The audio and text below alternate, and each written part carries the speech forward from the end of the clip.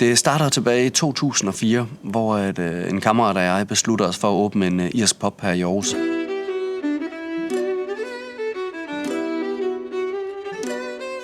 Vi vil gerne sikre sjæl og varme og atmosfære fra starten af, så vi vil forsøge at skaffe brugte møbler og brugt interiør til baren. Vi rejser til Irland og rejser hele Dublin tyndt, hvor til sidst finder vi en pub, der er lukket, og opkøber alle møbler, alle borde, stole, bagbar, lamper og malerier, og fragter dem tilbage i en lastbil til Danmark, hvor vi bruger dem til at indrette Tin and Oak. De møbler, vi har i dag, er stadig de originale, vi havde med i lastbilen for 20 år siden. Sofaerne herover er massiv egetræ. Baren har vi bygget op af gamle døre og gulvbrædder, som vi havde fået med i lastbilen. Lamperne, der hænger, tingene på hylderne, udsmykningen er alt sammen originalt og kommer fra den lukkede pub i Dublin.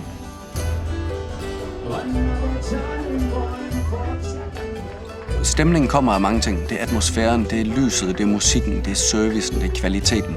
Det handler om at etablere en autentisk pub, som du vil opleve den i Dublin. Det har været en fantastisk rejse at være på med Tin and Oak de sidste 20 år, og vi er mere klar end nogensinde til de næste 20.